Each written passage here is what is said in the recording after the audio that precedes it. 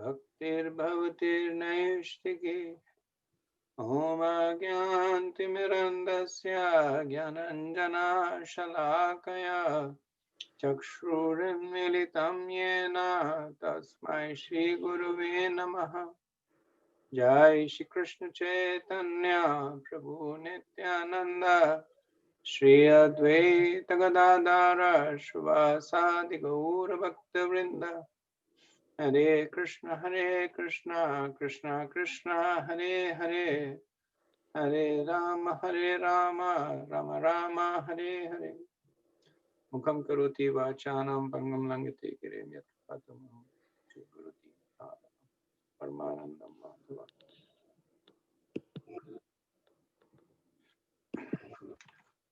So we are discussing from the third canto, chapter 11, which is calculation of time from atom.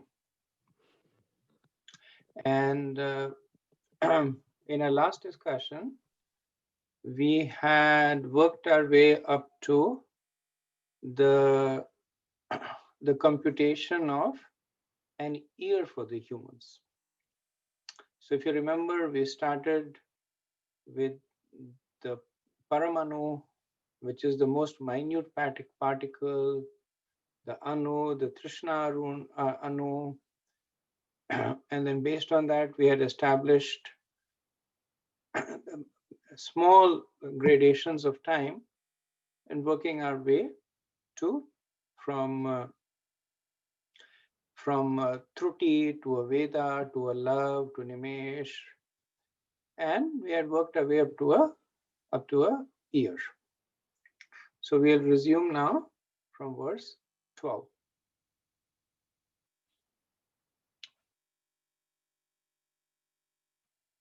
Ayena chahani prahu vatsaro dvadash smritaha samvatsar shatam nranam parmayu nirupitam. Two solar movements make one day and night of the demigods. And that combination of day and night is one complete calendar year for the human beings. The human being has a duration of life of 100 years. So the measurement of time is now being extended to the devas. And because the reference over here is humans, their duration is being measured in terms of human years. So 24 hours of the devas, which is one full day, is equal to 12 months of the humans. So one full year of the humans is one full day of the devas. And 6 months is day and 6 months is night. 12 hours, 12 hours. And the Chaturmash, which is the last for 4 months, that represents the time that the devas sleep. So the Chaturmash represents 8 hours of the devas, and those who follow the Karam Kand during this point, they stop all Karam Kand rituals because they essentially rely on the favor of the devas, and since they're sleeping, they stop the rituals and they restarted from the Utthayan Ekadashi, when the devas wake up again. Okay, verse 13. Graha akshatar chakrastha parmanavadina jagat samvatsara vasanena prayet animisho vibhuhu. Influential stars, planets, luminaries, and atoms all over the universe are rotating in their respective orbits under the direction of the Supreme, represented by eternal Kal. So Srila Prabhupada says that in the Brahma Samhita, the sun is called the eye of the Supreme, and it rotates in its particular orbit of time. So beginning from the sun down to all the atoms, all bad bodies are under the influence of Kal Chakra, or the orbit of eternal time. And each of them has a scheduled orbital type called Samvatsara. So Samvatsara means the time that it takes to complete one orbit. So the mention of the mention of Kal in this verse is to establish this correlation in the mind that the effect of Kal is destructive. The Kal is the ultimate killer. And here we see that Kal Chakra, that all the planets, the sun, they're moving under the influence of Kal. So this means that when one sees the sun rising and setting, by that one can understand that one is being destroyed. One is coming closer to death. So in this way, the urgency to perfect one's spiritual life is also emphasized. Okay, verse 14. Samvatsara parivatsar idavatsar evacha anuvatsar vatsarascha vidurevan prabhashyate. There are different names for the orbits of the sun, moon, stars, and luminaries in the firmament, and they each have their own samvatsar. So Srila Prabhupada writes that the Bhagavatam, it has everything in it: physics, chemistry, maths, astronomy, time, space, and it deals with all these subjects. And then with humility, Prabhupada writes that as far as we are concerned, we cannot explain them very thoroughly in terms of technical knowledge. The subject is summarized by the statement that above all the different branches is the supreme control of Kal, the plenary representation of the Supreme Personality of Godhead. Nothing exists without him, and therefore everything, however wonderful it may appear to our meager knowledge, is but the work of the magical wand of the Supreme Lord.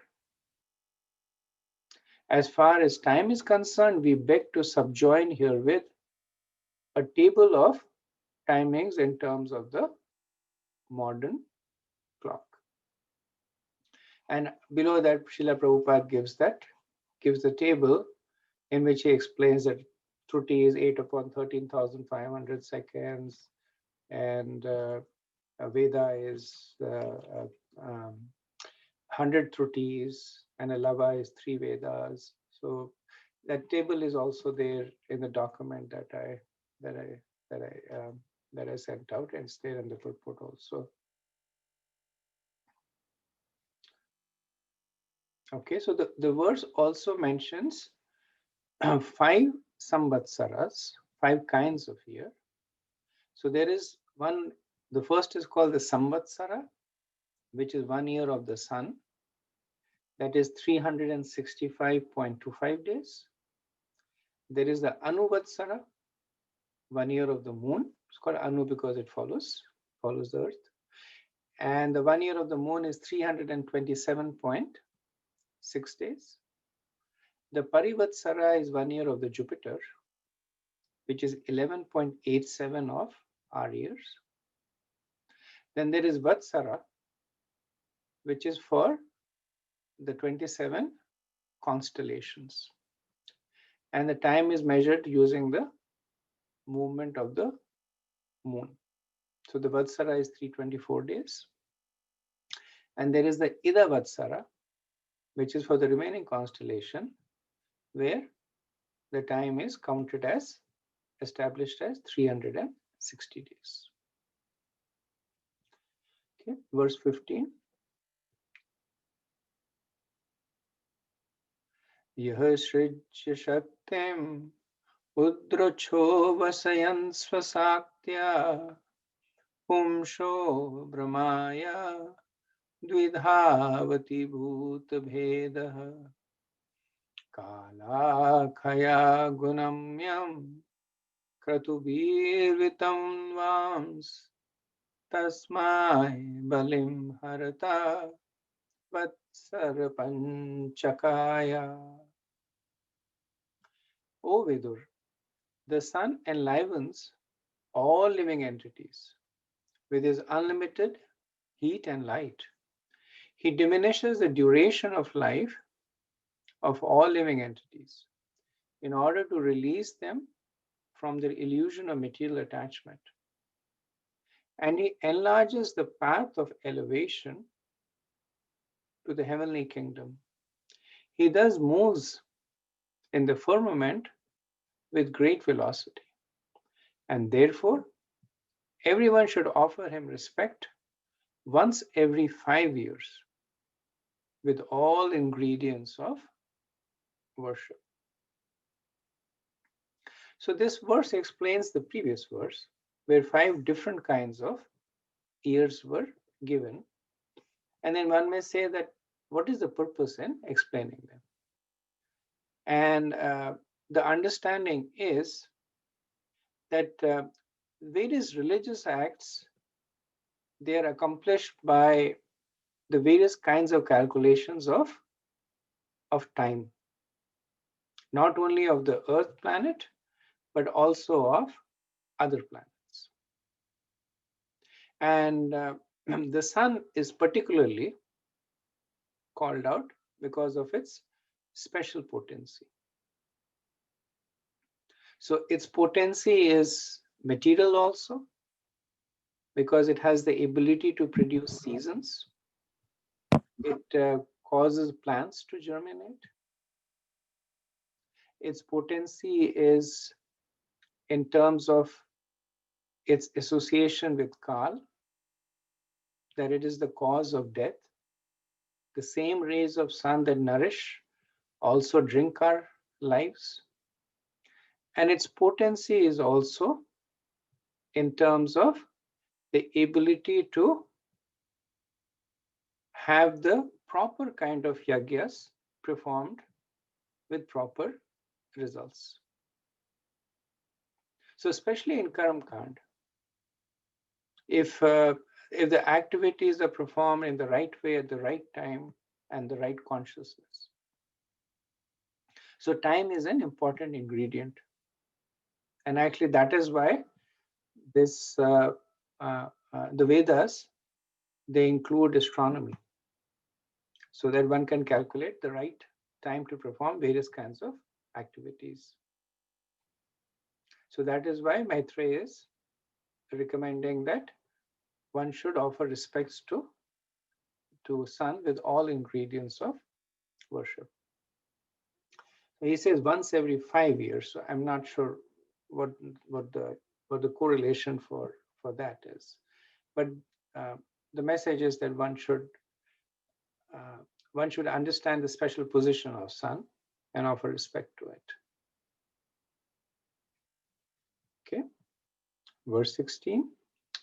Vidurvacha Pitradev Manushyana Ayu Paramidam Smritam Pareshan Gatinna Chakshva Yeshu Kalpad Bahir Vidaha.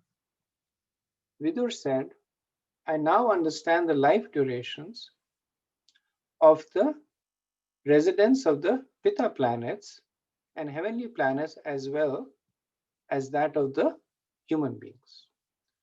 Now kindly inform me of the duration of those greatly learned living entities who are beyond the range of a kalpa. So in two verses, 16 and 17, Vidur will ask about longer durations of time. So idam in the verse means in their own measurement, which means that in their own measurements, they may be living for 100 years. But he is interested in terms of with respect to us. And Prabhupada writes that when the partial dissolution of the universe takes place, then all the planetary systems are not destroyed. So we discussed that the upper four planetary systems, they stay, and personalities like Sanak and Brigu, they're not affected by it. So Vidur is asking about these personalities. Verse 17. Bhagwan Veda Kalasya Gatin Bhagavato Nanu Vishwan Vichakshate Dhira Yogaradhena Chakshusha. Oh, spiritually powerful one. You can understand the movements of eternal time, which is the controlling form of the Supreme Personality of Godhead. Because you're a self-realized person, you can see everything by the power of mystic vision. So Vidur is glorifying Maitreya as Yogaradhena. So in chapter 6 of the Bhagavad Gita,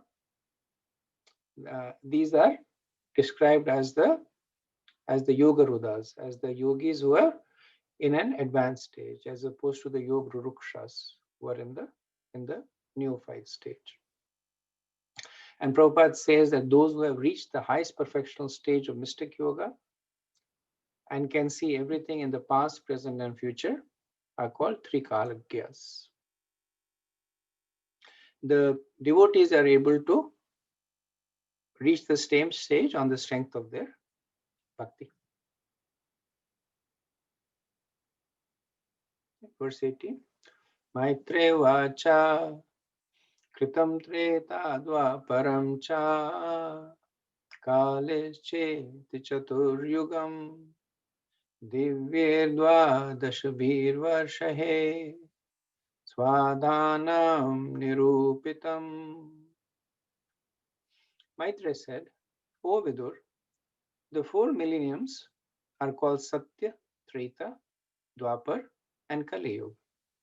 The aggregate number of all those combined is equal to 12,000 years of the demigods.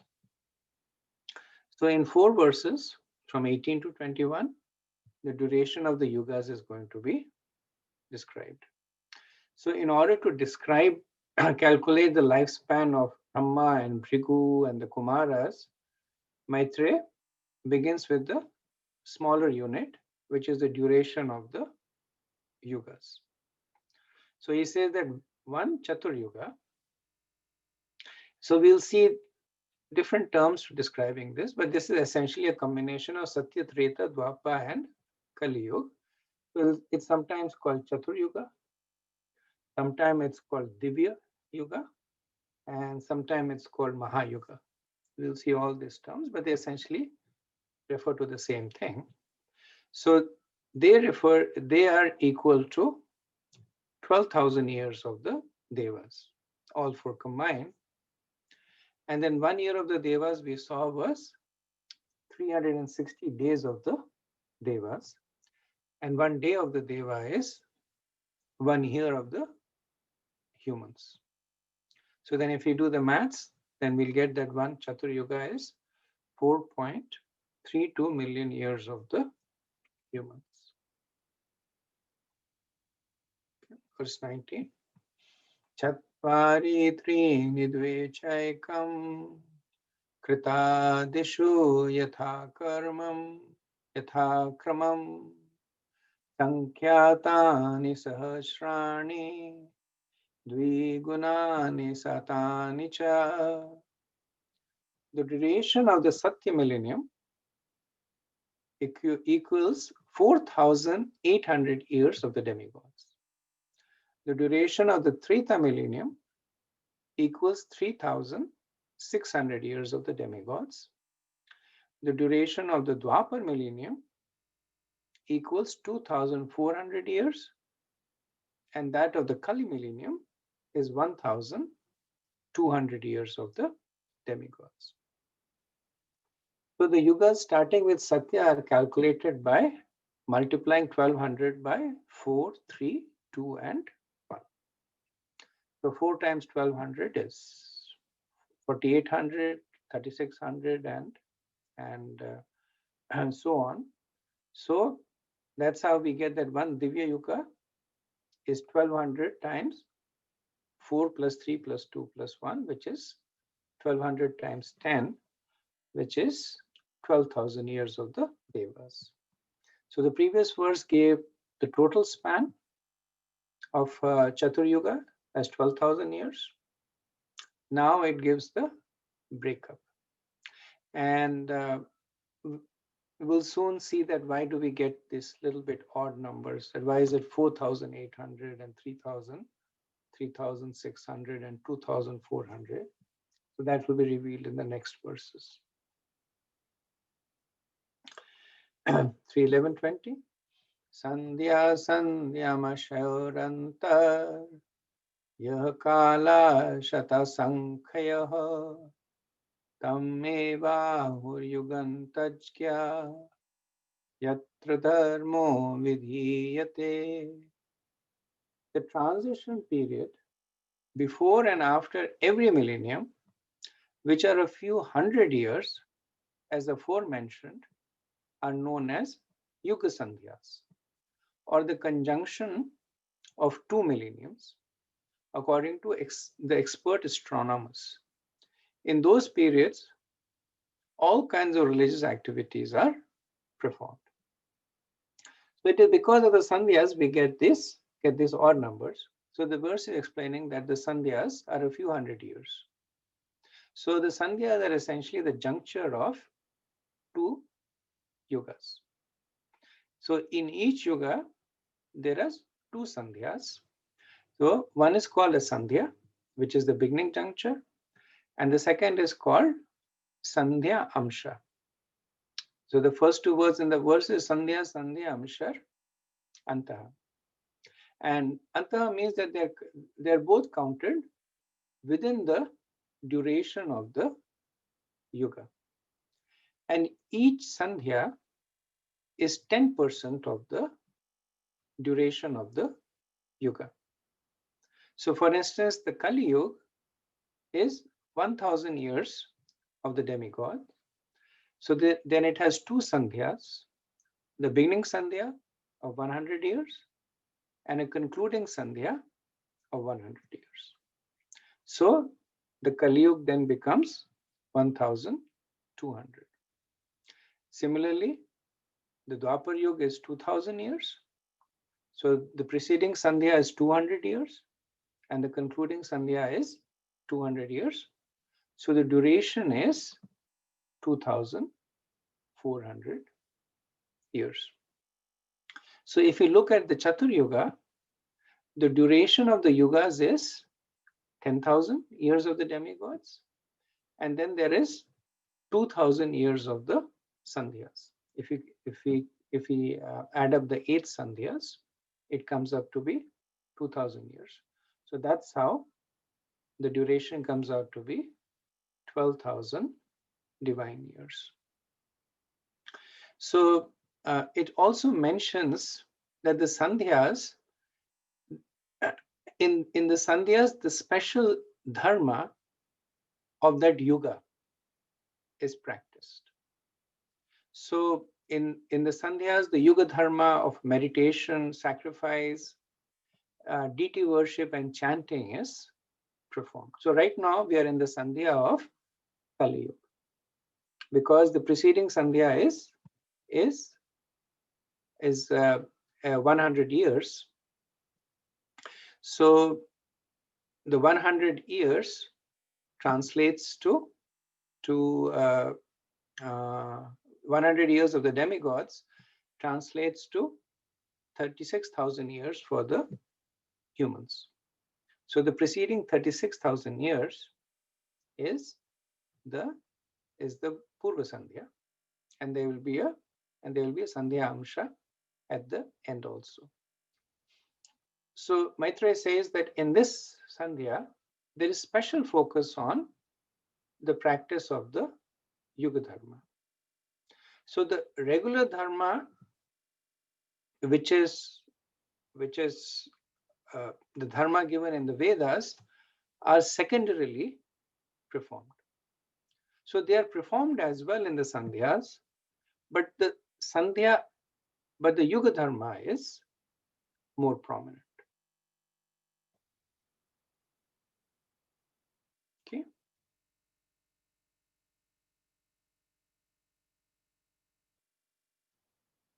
Okay, let me pause here, see if there's any questions or comments.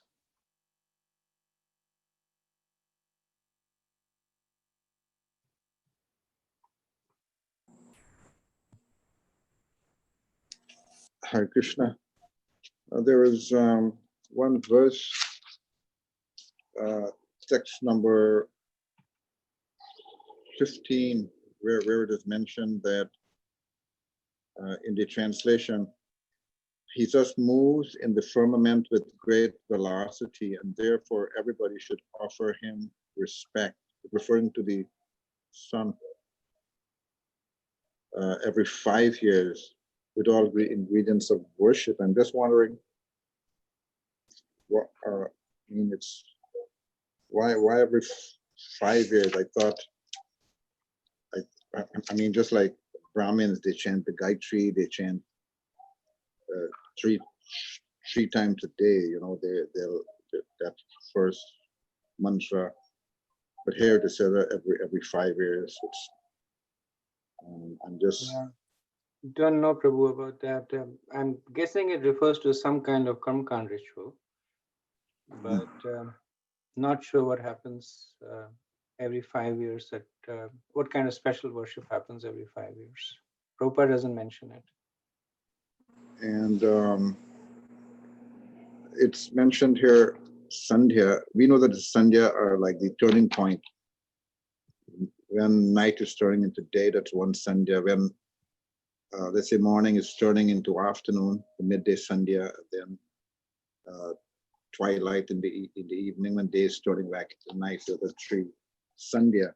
But here it is mentioned about the Sandhya, you know, in terms of the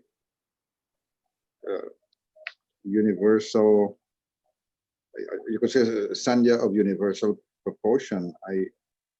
I'm a little confused what you know is being referred to here as you know, by the term Sandhya in this context. So in in grammar, at least in Hindi grammar, and I'm sure it's there in Sanskrit grammar, Sandhya refers to the combination of two letters. So literally, Sandhya means that when there are two things that are being combined.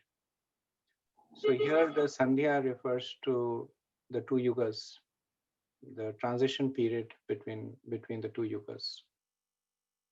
Oh, transition. Between, so like right now we are in the Sandhya of Kali Yuga, which means technically speaking is Dwapar Yuga transitioning into Kali Yuga. Okay. It's all technical, and then in text 13 and 14, I see here that different luminaries and planets rotate in different respective orbits of time, forming their own years as follows. And then you have the sun 365.25. We can all relate with that. then Jupiter, Brihaspati, 11.87 years. And then it had the 28 constellations, 324. I don't know what is that. The moon, 327.6. That is clear. And other constellations, 360. So, like, what it means by other constellations and the 27 constellations, this is referred to in text 13 and 14. Yes, so I remember that. So there are some constellations whose rotation is measured with respect to the movement of the moon. And then there are other constellations where, because they are not able to anchor it to the movement of the moon, they arbitrarily set it to this period of 360 days. Okay. So arbitrary, I'm using a little vague, little loosely, means that at least Vishwanath Chakravarti says that it is set because there is no other reference point there. I'm sure it's not arbitrary, but they use that as a reference point. Okay. Thank you. Thank you. Hare Krishna, Prabhuji. So Prabhuji, like, when Prabhupada said that, his books will be like for the next 10,000 years, right?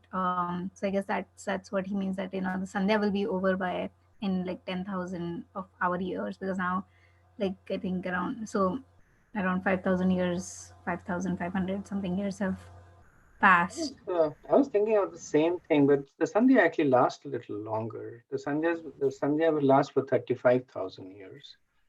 And we are 5,000 years into the age of Kali. So 10,000 years gets us like halfway to the Sandhya. So I don't know if there's a correlation over there. Hare Krishna, Prabhu. Haribo. Prabhu, that verse you were talking about, the Samvatsara, Parivatsara, could you say that again? I see that in the translation, word for word, it says Samvatsara, orbit of the sun. And for Ida Vatsara, stars. And could you just say that a little bit again? So this is the one that Paramatma Prabhu was discussing, that it talks about the orbit of 5 different luminaries. Talks about our sun. So orbit around us meaning, right? Like around the earth. No, it does not talk about the orbit around us. So the Samvatsara is our orbit around the sun. The Anuvatsara, my understanding, is the orbit of the moon around the sun while it is rotating around Earth. Then the Parivatsara is the orbit of the Jupiter around sun. And then the Vatsara and Ida Vatsara is that of the constellation. So 27 constellations are anchored to the lunar year. So it's a lunar year, but the number of days is a little different from the lunar year. It's 324 days. And the Ida Vatsara is set up as an arbitrary reference point of 360 days.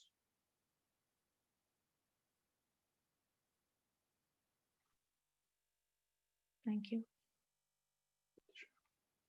Okay, any other thoughts?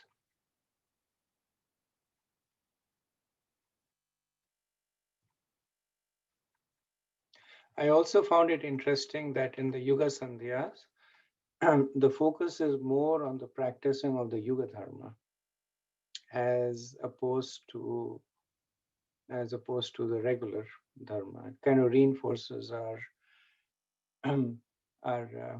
absorption and chanting and deity worship as opposed to Karma Kand and other such activities. So, Prabhuji, in other yugas, like, when the sandhyas are over, so, like, for example, in the previous yuga, when the sandhya of the previous initial Sandhya of the previous Yuga was over, like what do they do? Like, do they not do the Yuga Dharma for them, for their age? After the Sandhyas are over, you mean? I mean, in between the Sandhyas, right? That period between the first and the last Sandhyas.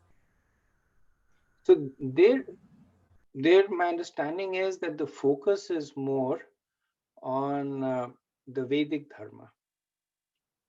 And what I could understand from the purports is that the focus is more on Karma Kand during that times.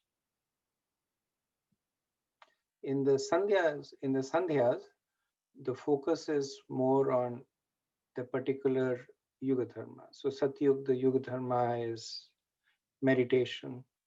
So that requires additional focus. But during all the times, whether it is a Yuga or Yuga Sandhya, both the principles of Dharma and the principles of Yuga Dharma are practiced. It's just the emphasis shifts more to the Yuga Dharmas during the Sandhyas and more to the Dharma during the duration of the Yuga. Hare Krishna Prabhu. According to the table that you said, you put there, one Sandhya is 10% of a Divya Yuga. Okay, then Kali Yuga is 10%, and then Dwapar Yuga is twice as long as Kali. I mean, when we talk about the Sandhya, we're talking about 10% of a Divya Yuga. Not of the Divya Yuga, it's 10% of the Yuga in which it comes. So the Kali Yuga is 1000 years, 1000 Divya years, and the Sandhya, each Sandhya is 100 years. So that's how the duration of Kali Yuga is 1200 years. Mm-hmm. Okay. Thank you, Prabhu. And Prabhuji, once the Yoga Sandhya is over, that is what like we call Gorakali, Prabhuji. That's what we call what? I heard sometimes we say that the Gorakali enters for Kali Yuga perspective. It doesn't seem to be linked to the Sandhyas because Prabhupada says that later on it said in the Bhagavatam also, in the 12th canto, that after 10,000 years, Ghor Kali will start. But the Sandhya actually runs for a longer time. Because if you look at the Sandhya, it's 100 years of the demigods, which is 36,000 years for us. So the Sandhyas actually run for a longer time. Sure, Prabhuji. Thank you. Okay, so we'll continue with verse 21. Dharmas chatushpan manujan krite samano vartate saevana yeshvadharmena vetipadena vardata. O Vidur, in the Satya millennium, mankind properly and completely maintained the principles of religion. But in other millenniums, religion gradually decreased by one part as irreligion was proportionately admitted. So this we discussed in the past also, and that how as each yuga goes, dharma reduces by a quarter and adharma increases by a quarter. So Prabhupada says, in other words, at present, there is one part religion and three parts irreligion. Therefore, people in this age are not very happy. Verse 22. Trilokya yuga sahasram bahira brahmano dinam tavyate vanishatat Yanimilati Vishwasrak. Outside the three planetary systems, Svarga, Martya, and Patal, the four yugas multiplied by 1000 comprise one day on the planet of Brahma. A similar period comprises a night of Brahma, in which the creator of the universe goes to sleep. So Maitreya has now established the measuring unit as the yugas, and he is now in 6 verses going to describe the duration of those who live for extraordinarily long times, the Manus and the Brahmas. So from Maharlok to Brahmalok, 1000 cycles of the Chatur Yuga equals 1 day. It's called a kalpa. And the night is of the same duration. So Prabhupada says that when Brahma goes to sleep in his nighttime, the 3 planetary systems below Brahmalok are all submerged in the water of devastation. In his sleeping condition, Brahma dreams about Garbhodakshaya Vishnu and takes instruction from the Lord for the rehabilitation of the devastated area of space. So we can see Lord Brahma in the mood of a devotee, even when he is sleeping, is performing devotional service. He is doing smaranam, thinking of the Lord. Verse 23. Nishvasha narabdo lokakalpanuvartate yavadinan bhagvato manun bunjan shaturdasha. After the end of Brahma's night, the creation of the 3 worlds begins again in the daytime of Brahma.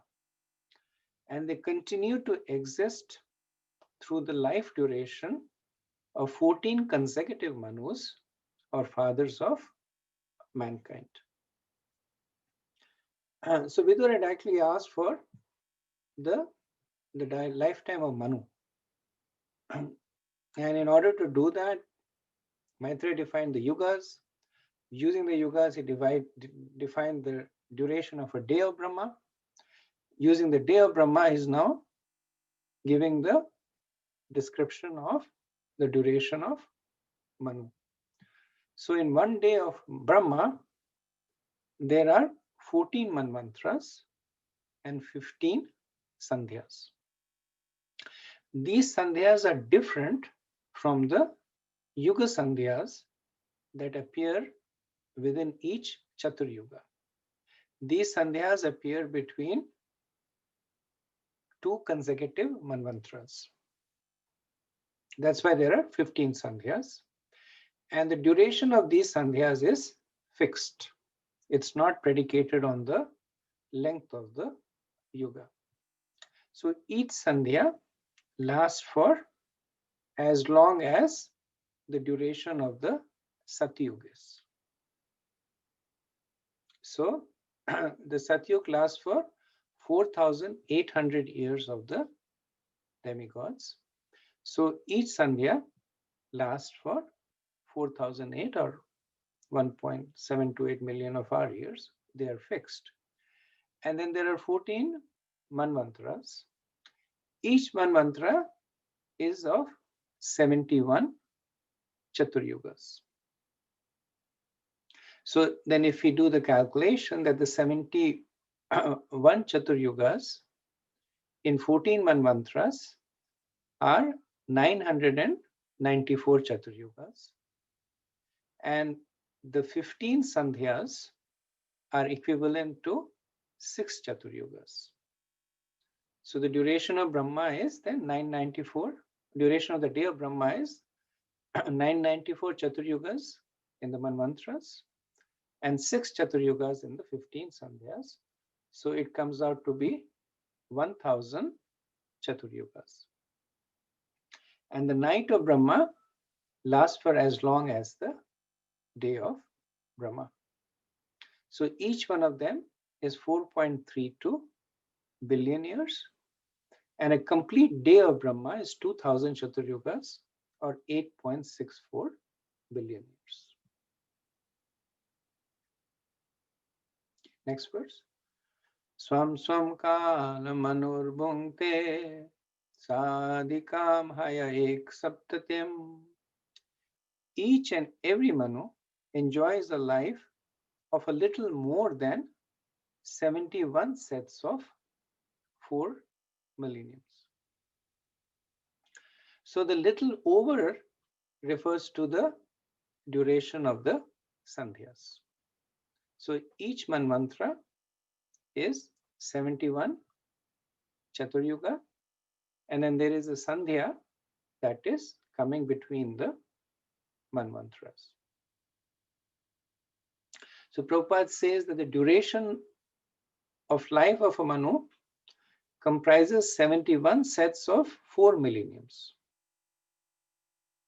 So 4 millenniums is Chaturyuga, as described in the Vishnu Purana. The duration of one Manu is 852,000 years in the calculation of the demigods, or 306.72 million years in the calculation of human beings. Okay. Verse 25. Manvantareshu manvas tadvamshya rishya suraha bhavanti chevya yugapat sureshas chanyoye chatan. After the dissolution of each and every Manu, the next Manu comes in order, along with his descendants, who rule over the different planets. But the 7 sages and demigods like Indra and their followers, such as the Gandharvas, all appear simultaneously with the Manu. So the point that is made is that the dynasty of the Manu appears gradually over time. But certain personalities, like the Saptarishis, they appear at the same time as the Manu. Indra also appears at the same time as the Manu, and the life of Indra is also the same as that of Manu. So he lives for 71 Chaturyugas. The same is mentioned for the Gandharvas. Verse 26. Esha dayanandina sargo brahmastralokyavartanaha triyanar pitradevana sambhavo yatra karmabhihi. In the creation, during Brahma's day, the 3 planetary systems, Swarga, Martya, and Patal, revolve. And the inhabitants, including the lower animals, human beings, demigods, and pitas, appear and disappear in terms of their fruitive activity. So these 3 planetary systems are from Swarga to Patal. It does not include the upper planetary systems of Janalok, Mahalok, Tapalok, and Satyalok. Verse 27. Manvantareshu Bhagavan Viprat Satvan Swamurtibhihi Manvadiridam Vishwam Avatyudi Paurasha. In each and every change of Manu, the Supreme Personality of Godhead appears by manifesting his internal potency in different incarnations as Manu and others, Thus, he maintains the universe by discovered power. So the Manus represent the ruling potency of Krishna.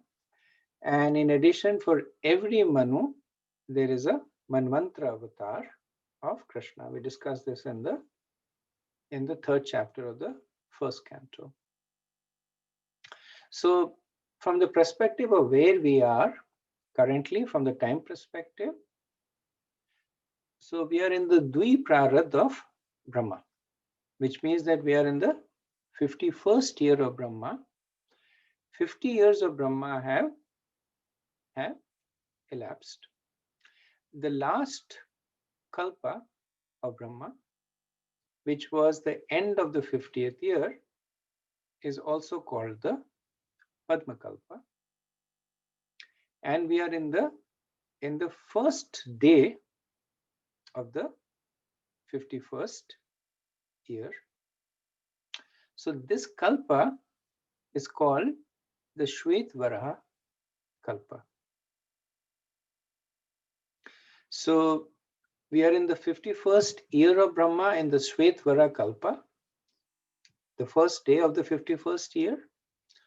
Within this day, 6 manvantras have already elapsed, and we are in the 7th manvantra, that is known as the Vaivastha manvantra, because the name of the Manu is Vaivastha Manu.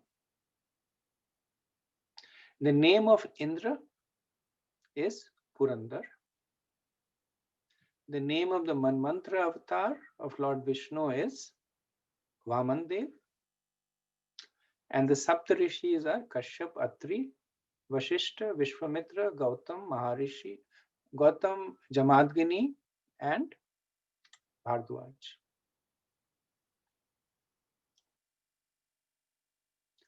Now, within the 7th Manvantra, 26 Mahayugas or 26 Chaturyugas, 27 Chaturyugas have already passed.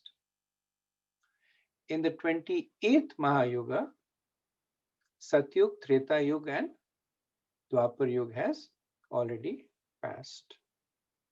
So we are in the Kali Yuga of the 28th Mahayuga in the 7th Manvantra of the Shvetvara Kalpa of the 51st year of Brahma. And we are at the beginning Sandhya, and the 28th Chatur Yuga has Krishna Dwapi and Vyas as the allocated Vyasa.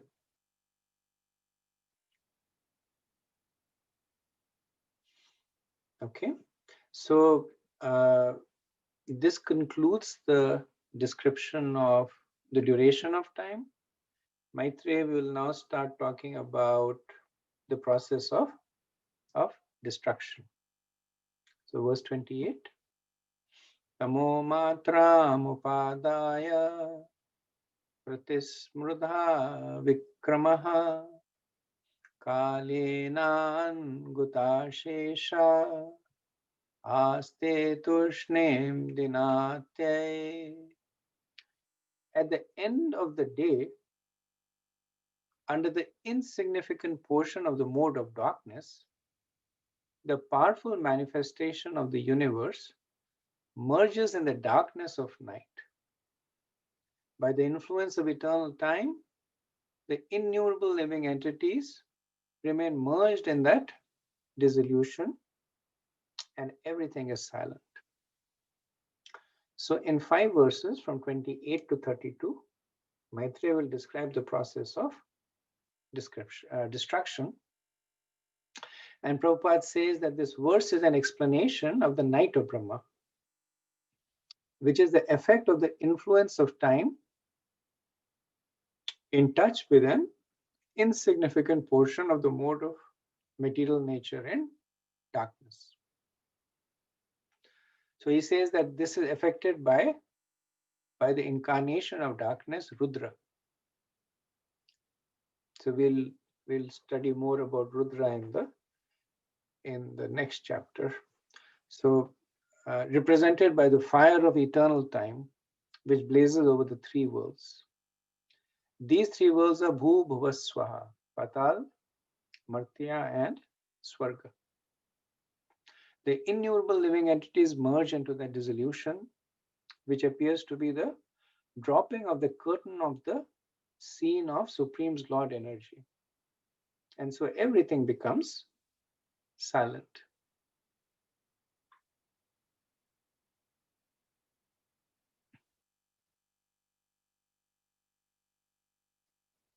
So when it is said that the Lord becomes silent, it means that he stops the pastime from the material perspective. Factually speaking, the Lord is always active. So this was discussed in 267, that he is always active, but for the residents or for the material universe, he becomes silent. Just as we say, he closes his eyes. Verse 29. Tamevanvapi dhiyante loka bhuradyastrayaha nishayam anuvartayam nirmukshashi bhaskaram.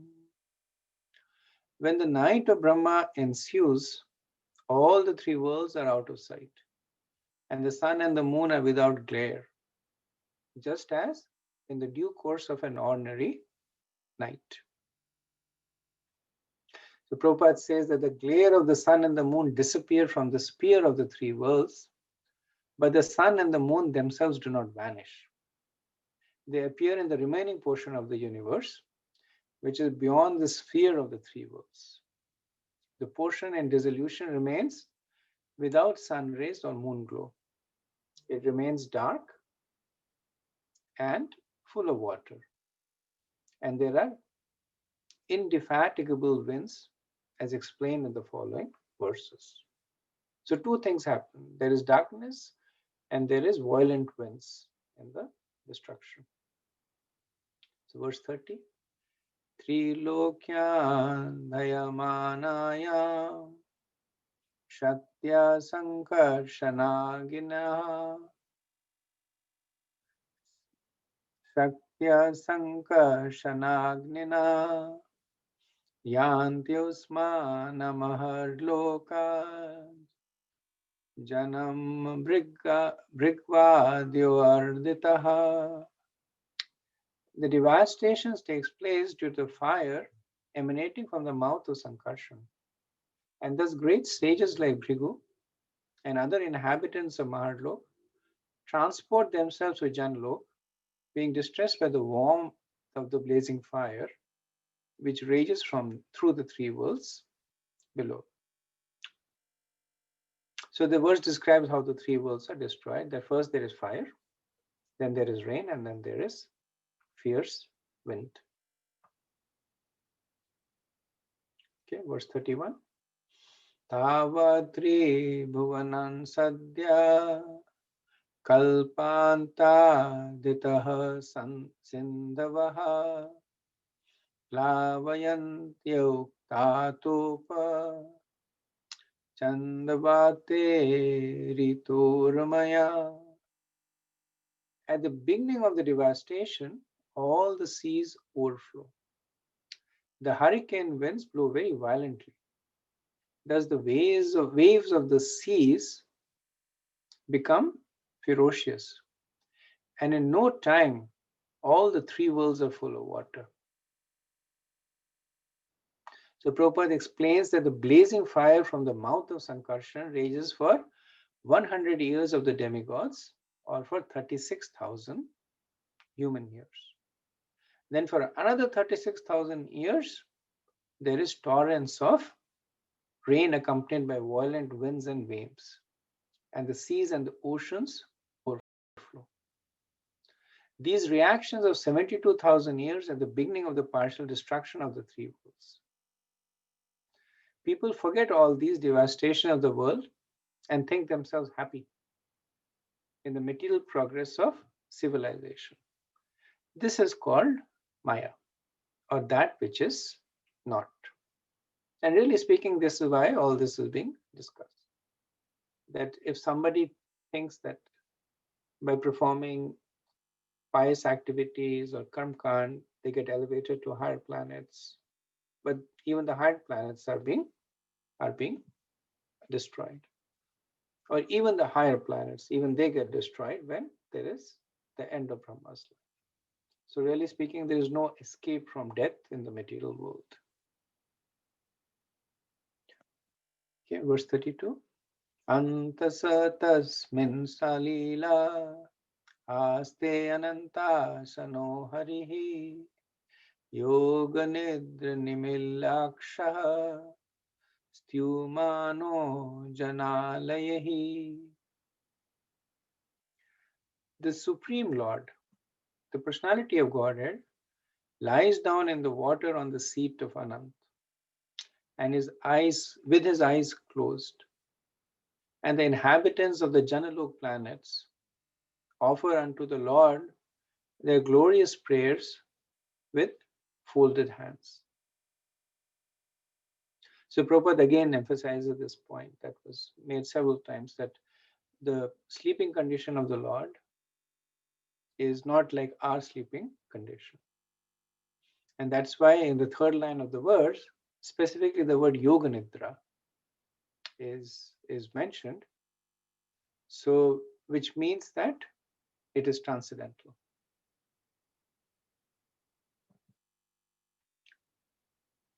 So, so Vishwanath Chakravarti over here talks a little bit about the Yoga Shakti of the Lord. And he says that the Lord has many expansions of his Chitta Shakti, starting with Vimal. The fifth Shakti is called Yoga. She takes the form of Nidra or sleep. The Lord's eyes are closed by his Yoga Shakti in the form of Nidra. The same point, that Nidra is not the sleeping of being oblivious, but it is transcendental because the Lord is connecting to his transcendental potencies. Okay, so let me pause here, see if we have any comments or discussion.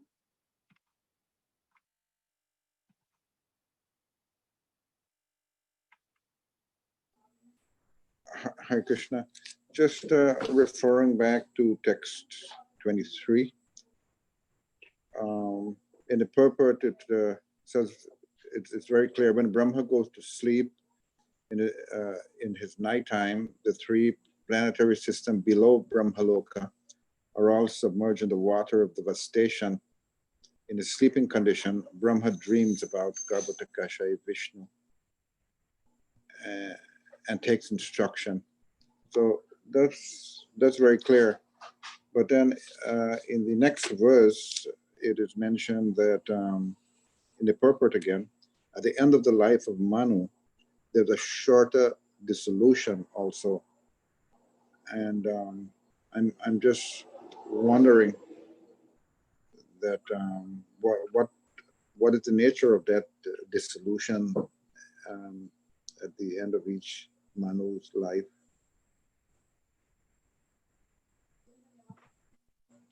So there are, it's not mentioned in, at least in this chapter, but the dissolution at the end of, between the Manus is a more partial form of destruction when all the planetary systems still remain. So the universe, the structure of the universe is not destroyed, but there is some form of destruction.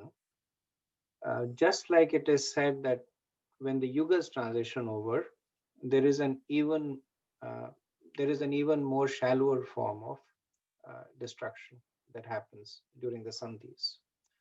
So they're consecutively lesser pervasive forms of destruction. But what do these destructions entail? That I do not know.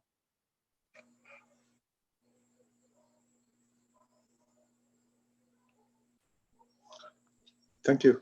Thank you. Hare Krishna Prabhu, I think you mentioned, I think we were reading, no? Between the yuga, the percentage of religiosity change. This is also because That's a good point. That's a good point. Maybe the destruction is of dharma. It's mentioned in the pastime of Vishwamitra that Vishwamitra, once he performed a very long period of austerity, and then when he got up, it was a period of Yuga Sandhi, and he was not able to find an appropriate place or an avenue to break his fast,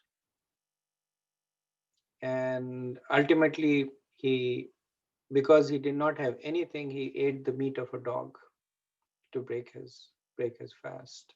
So that's another point. But the point was that there was some kind of destruction that also happens between the transition of the yugas, just like there's a destruction that happens between one Chatur Yuga and other.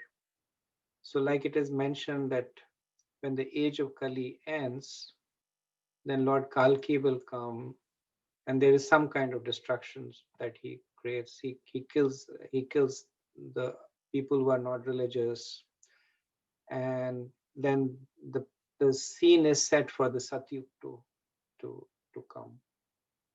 So between these changes of significant time periods, there are some kinds of destructions that also happen, but specifically what, as I mentioned, I haven't read. Thank you, Prabhu.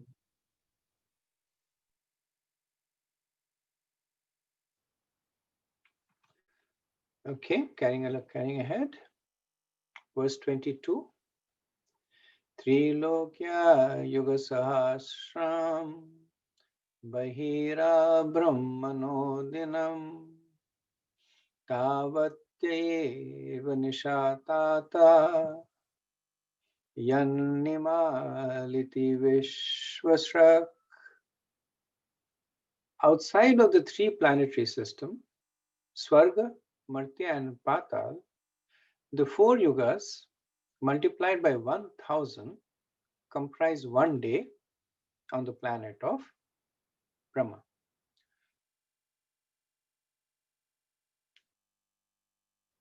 No, we already did this verse, sorry. We were at verse 33.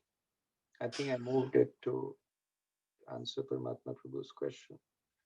Let me go to verse 33.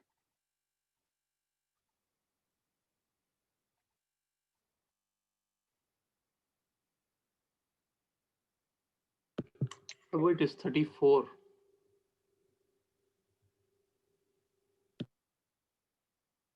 No, we were at 33, Prabhu. We didn't do 33. Yeah, we didn't do 33.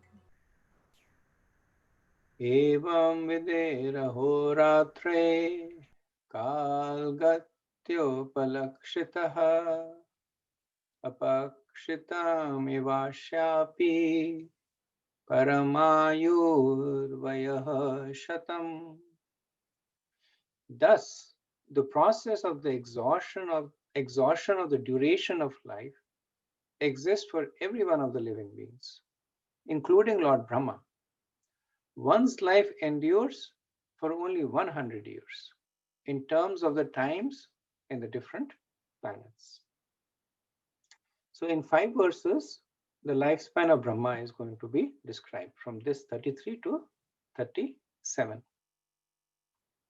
So in the 9th chapter of this canto, we had seen that how Lord Brahma was praying to Krishna out of fear of time. So this verse is collaborating that.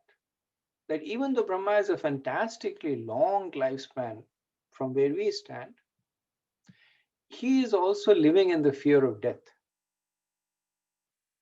Which is why he was praying to Krishna, the time is going, I have so much to do, death is coming. So please empower me to do my duty. And Vishwanath Chakravarti comments on this that the real purpose of discussing time in the Bhagavatam is to give a sense of urgency for bhakti. Because from time we can get two things. One, that time kills everyone. And the second is, regardless of where in space you are, time kills you. So it automatically brings our attention to bhakti. Through Karmakand, one can go to Swarga. Through Gyan, one can go to one of the higher lokas, Tapaloka. For austerity, they can go to Tapaloka. Or if one leads a perfect life, one can go to Brahmaloka. But regardless of where you are in space, time will eventually get you. The only way to escape time is through the process of bhakti. And Prabhupada mentions that Brahma is also afraid of his death, and thus he performs devotional service to the Lord, just to release himself from the clutches of illusory energy. Verse 34. Yadardaham ayushastasya praradham abhidiyate purva praradho aprakanto haya parodya pravartate. The 100 years of Brahma's life are divided into two parts, the first half and the second half. The first half of the duration of Brahma's life is already over, and the second half is now current. So Prabhupada says that the duration of Brahma's life is discussed in many places, as in Bhagavad Gita 8:17. 50 years of the life are already over, 50 years are completed.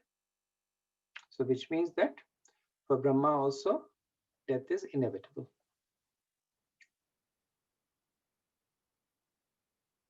Verse 35. Purvasya duparadhasya brahmo nam mahanabhut kalpo yatra bhavad brahma shabda brahme tiyam viduhu. In the beginning of the first half of Brahma's life, there was a millennium called Brahmakalpa, where Lord appeared. The birth of the Vedas was simultaneous with Brahma's birth.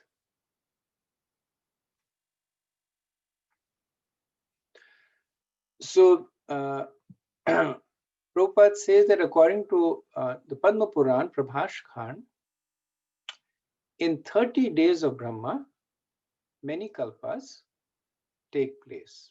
So many kalpas, meaning each day is a kalpa. 30 days means that there are 30 kalpas taking place. Each kalpa has a unique name, such as Vara Kalpa, Pitra Kalpa. And now 30 days make 1 month of Brahma. Now for some reason, the months of Brahma do not have a name. At least I haven't been able to find it. So these kalpas will repeat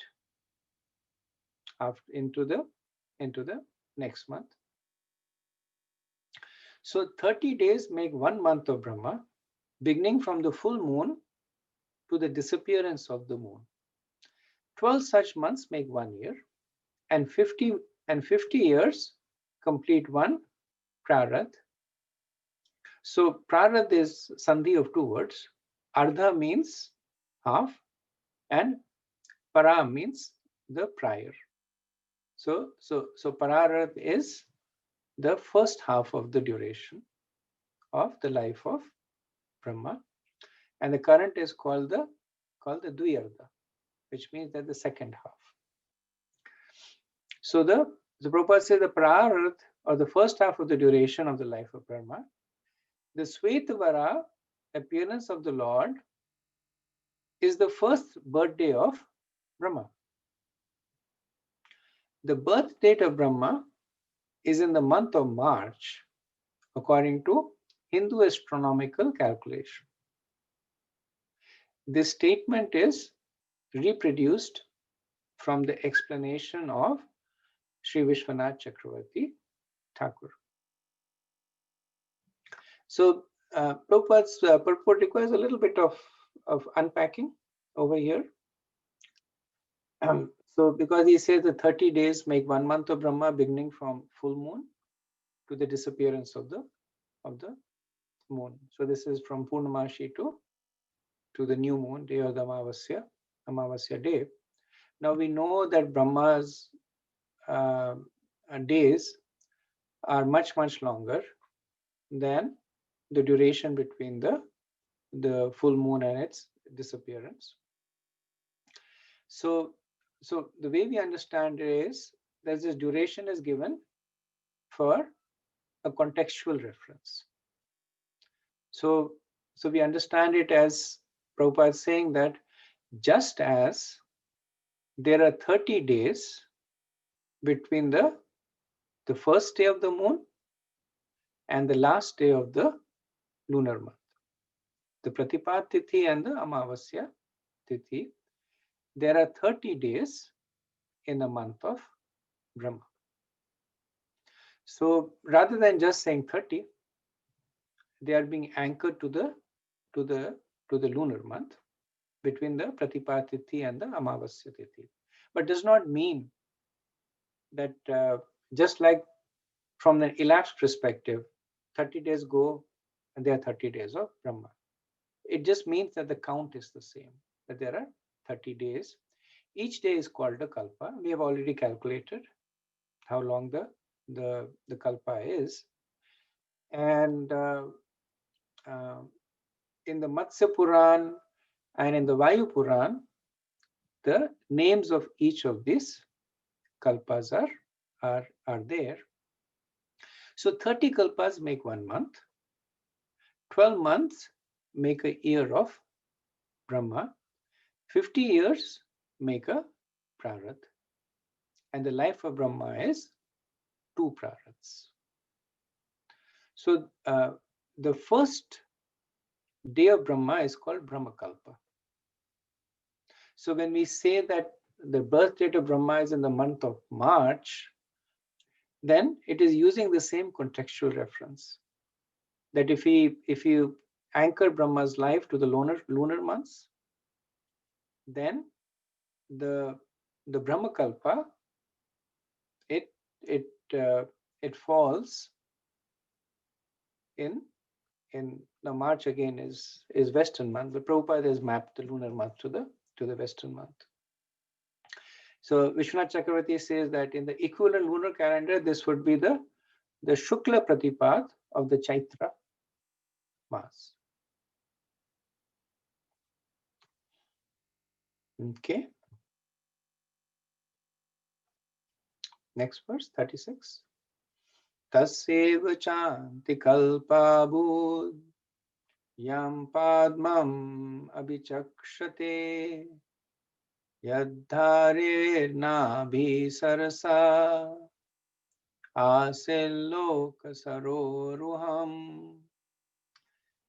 The millennium which followed the first Brahma millennium is known as Padmakalpa because in the millennium, the universal lotus flower grew out of the navel reservoir of water of the personality of Godhead, Hari. So the millennium, which is the Kalpa, so the reason it's called millennium is because it has 1000 Chaturyugas in it. So it's not 1,000 years, but it's 1000 Chaturyugas. So the kalpa that follows Brahma Kalpa is called Padma Kalpa because the lotus flower grew in that day. And then Prabhupada says that the Padma Kalpa is also called Pitra Kalpa in certain Purans. So different acharyas have a little different take on the nomenclature of the kalpas in their sequencing, not really names, but sequencing. So Srila Prabhupada, he considers the kalpa following the Brahma Kalpa, which is the first day of Brahma's birth, to be the Padma Kalpa. And Vishwanath Chakravarti says that the Pitra Kalpa is the last day of the month of Brahma. So he explains that the Pitra Kalpa that occurs at the end of the first half of Brahma's life is a special kalpa that is also called Brahma Kalpa. The reason is that in every kalpa, a lotus which flowers on the plant, which forms all the planets, does not appear. It appears only sometimes. It does not explain that what is the reason why it does not appear all the time. Then the first day in the second half of the life of Brahma is also special.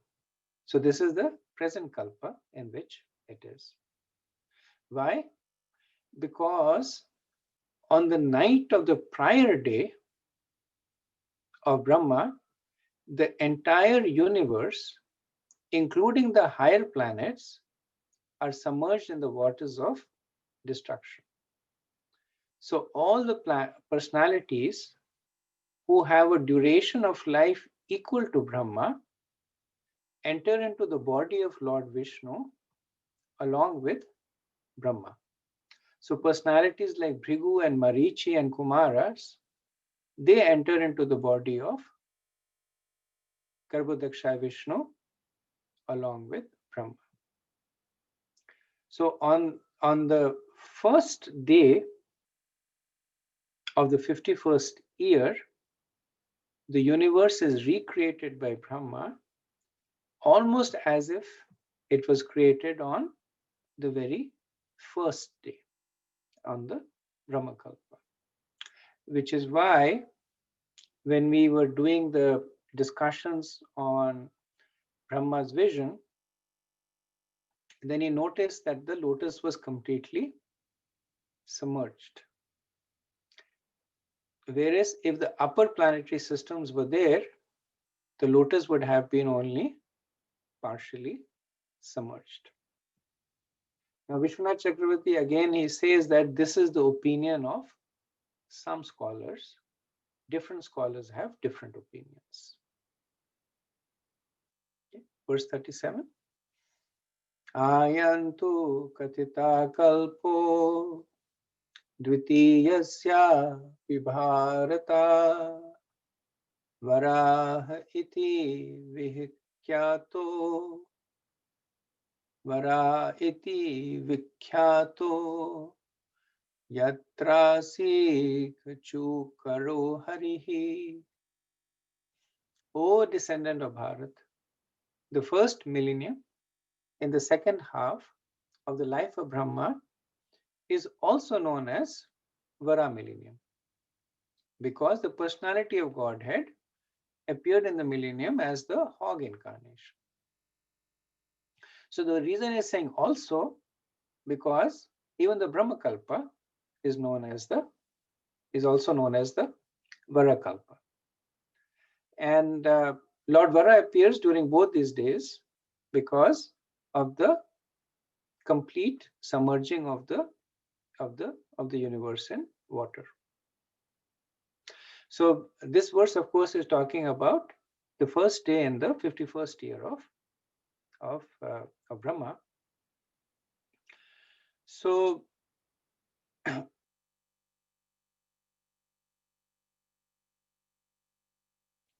So there is a fairly long description quoting from various parts of the Bhagavatam about the sequencing of these kalpas. I'm not going to go into it. I will send it to Prem Kishore Prabhu to share it with all of you. And if you have questions, then we can talk about it in the next discussion, or you could send an email.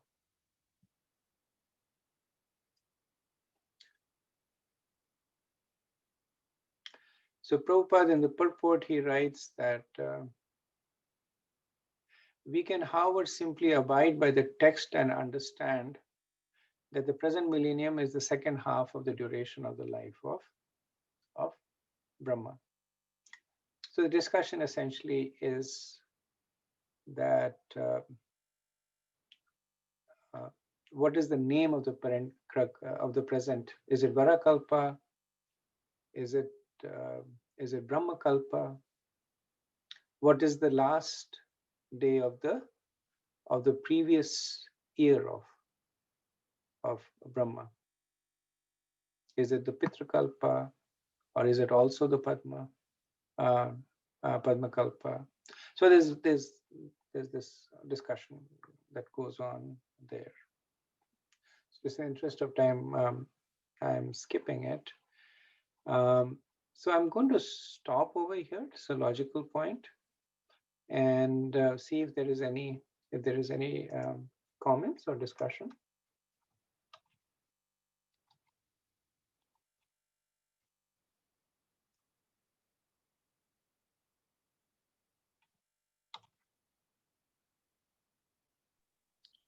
Prabhu, Hare Krishna. When Lord Brahma he does a creation, he's still sitting on the lotus flower, no? Because this is where we said it's partially submerged, and then sometimes it's submerged totally.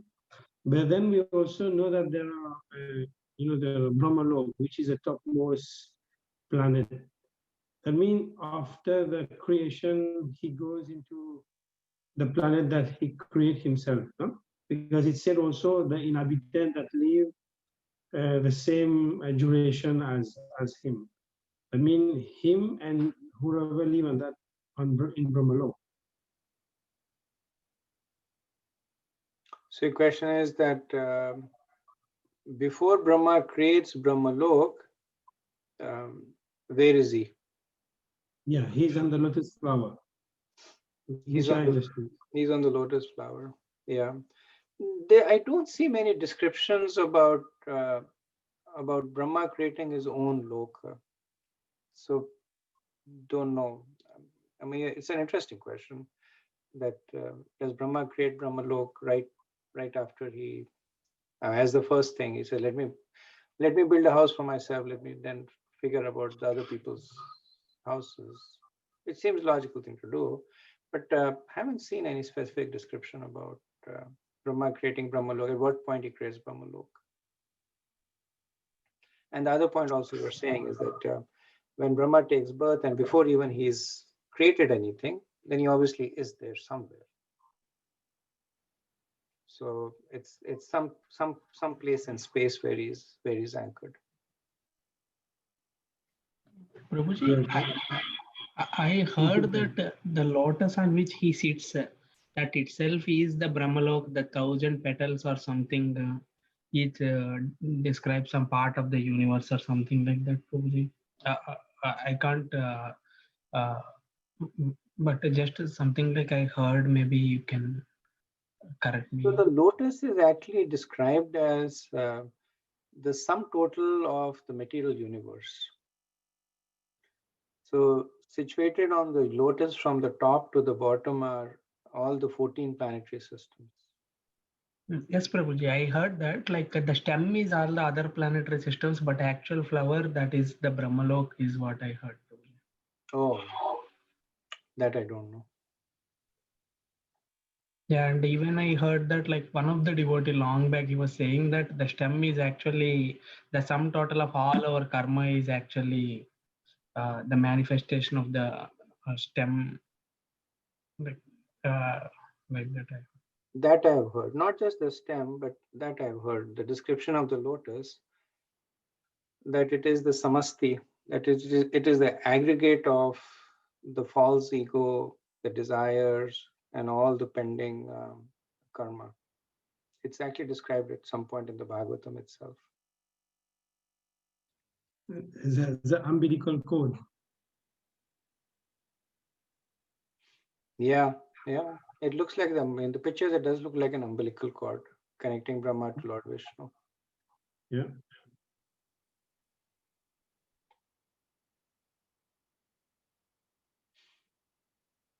Okay, so I think we are. So I know this is a little technical topic. We're almost through it, and but it'll still. Maitreya continues to describe more in technical details, so we'll see more of it until we start discussing the appearance of Lord Varadev, when it becomes more Krishna Katha. But this is also Krishna Katha. Everything is related to Krishna, but this is more Sankhya. It's more analysis of the universe and the creation and the time. Then it becomes more pastime. A couple of chapters be there, so hang in tight. Okay, thank you. Manchakalpatarubhayascha kripa sindhubhya cha patitanam pavanebhyo vaishnavebhyo namo namaha.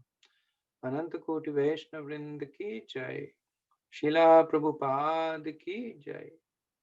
Nithai Gaur Premanande. Hare Krishna. Hare Krishna. Hare Krishna.